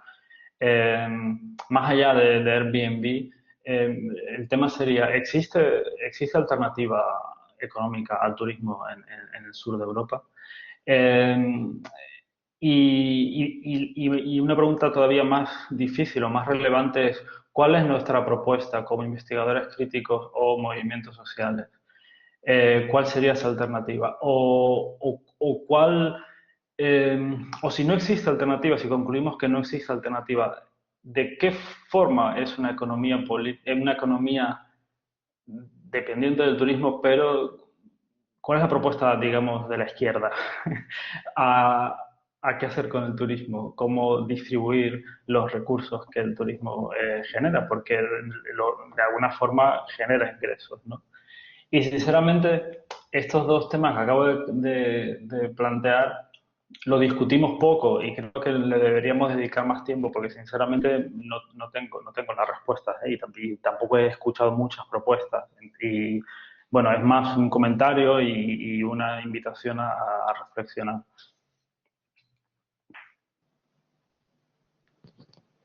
Sí, a ver, yo creo que esta es la pregunta del millón, Agustín. Yo obviamente no aspiro a tener ninguna respuesta ni a plantearla, pero bueno, la cosa es, claro, o sea, la historia del turismo en el sur de Europa es una historia que se remonta a los 50, es la vía al desarrollo capitalista en España, Portugal, Grecia, Italia, etcétera, etcétera. Claro, o sea, yo creo que por un lado está un poco la discusión de cómo redistribuir los beneficios del turismo y, sobre todo, cómo hacer que el turismo no afecte a la vivienda, por decirlo así. Después, claro, la discusión de más a fondo de alternativas es una discusión, que realmente se tenía que plantear, pero que es compleja y que también, o sea, vías alternativas, de desarrollo económico, por llamarlo así, que no sean el turismo, pues también tienen graves contradicciones. Y aquí nuestros colegas andaluces supongo que sabrán mucho mejor que yo pues todo el tema de por ejemplo, Cádiz, la historia de Kichi, puestos de trabajo para que la gente coma, corbetas vendidas sobre Arabia Saudí. Ya lo dejo así, que no sé bien la historia, pero bueno, que quiero decir que claro, sí. Ya tendríamos que hablar de crecimiento, tendríamos que hablar de cómo mantener el bienestar de la población. Bueno, y son las 8 menos 2 minutos y me callo aquí.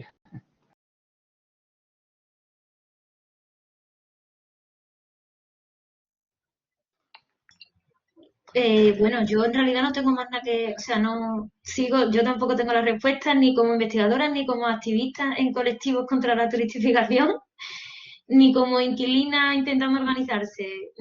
Lo que sí creo que ahora mismo, digamos que lo más urgente es intentar asegurarnos el derecho a la vivienda lo mejor que podamos y bueno, y a partir de ahí seguir reflexionando sobre alternativas económicas. Sí, solo un segundo, Iván. Entonces yo creo que, bueno, o sea, siguiendo la reflexión también de Ismael, o sea, si todos los sectores tienen contradicciones y el turismo está tan enraizado digamos, históricamente que prácticamente es difícil pensar en una alternativa a corto o medio plazo, creo que tenemos que dedicar más tiempo a pensar e investigar, ok, ¿cómo hacemos para, si esto es una oportunidad, para que sea redistributiva, minimizar los impactos y que no sea un drama, básicamente, a nivel social, ambiental, económico, etcétera? Porque, en fin, tal como está organizada la industria, para mí es sinceramente un drama, porque hay un tema del que no hemos hablado y es que de los impactos económicos, o sea, pensar que el turismo es positivo para la economía, yo tengo muchas dudas, sinceramente. Yo creo que genera más gastos que beneficios, pero para el Estado, quiero decir. Pero bueno, ese es otro tema.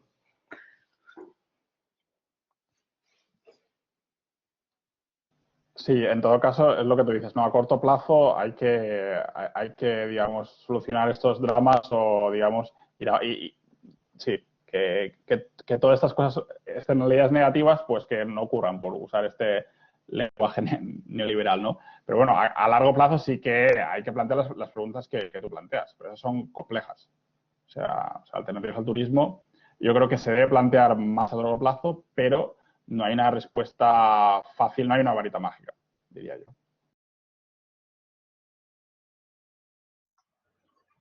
Y luego tener en cuenta que no, bueno, ahí conocéis lo de la tasa turística, ¿no? Que también las propuestas que plantean son un poco trampa, ¿no? Son una forma de legitimar la actividad o legitimar que los perjuicios porque nos estamos llevando unas migajas, ¿no? Entonces, también impugnar este tipo de propuestas es importante. Sí, por ejemplo, lo que dice María en el caso de Baleares, ¿no? Como de Barcelona, que se aprobó una tasa turística, bueno, que, o sea, todos los establecimientos que te tienen que pagar entre 1 y 2 euros por noche, bueno, de ahí todo una especie de lucha para conseguir esto, ¿vale? Bueno, perfecto, se consigue esto y para mí la grandísima excepción es que, o sea, un gobierno autonómico le dan esos recursos, que es mucho dinero, y esto no lo han dicho públicamente, pero es que no sabían qué hacer con este dinero. Pero digo, por favor, hay cosas que se pueden hacer. Y era como, bueno, concurso de ideas. ¿Quién quiere investigar sobre algo? ¿Qué hacemos con este dinero? Entonces, al final, claro, fueron los hoteles que dijeron, no, nosotros tenemos muchas ideas. Vamos a hacer parques bonitos para que vengan más turistas. Entonces, claro, también es bastante descorazonador que cuando se abre una mínima opción de redistribución tal y cual, pues es que imaginación cero. Entonces, eso con, digamos, un gobierno de un color presuntamente, bueno, tal, ¿no? Que tienen, alardean de bueno, ¿no? Justicia social, bla, bla, bla, bla, bla. Bueno, después tienen una mínima oportunidad de hacer algo, es que no, literalmente, no sabía qué hacer con esa fuente adicional de ingresos. O sea, increíble. Opa. Bueno, vamos a ir cerrando, me parece. Llevamos 2 horitas. Hemos grabado la sesión. Ya veremos ahí. Probablemente la difundiremos a través de las redes iberoamericanas, ¿no? Eh, y bueno, muchas gracias a todos. ¿Alguien tiene alguna palabra más o algún comentario breve que quiera hacer? ¿No? Yo simplemente quería volver a agradecer por la invitación y ha sido un placer y un fuerte abrazo a todos. Bueno, yo agradecer a los ponentes, que habéis estado todos fantásticos, a la moderadora, pero es que ha tenido ahí problemas de conexión, lo siento, Susana, los problemas del directo, ¿no? Y al público también, que ha sido bastante abundante, ha habido mucho interés. Bueno, yo supongo que ya haremos alguna otra sesión ya después del verano, ya veremos. Gracias a todos y un saludo. Nos vemos en la próxima. Muchas gracias. Nos vemos pronto. Nos vemos en la próxima. Chao, chao.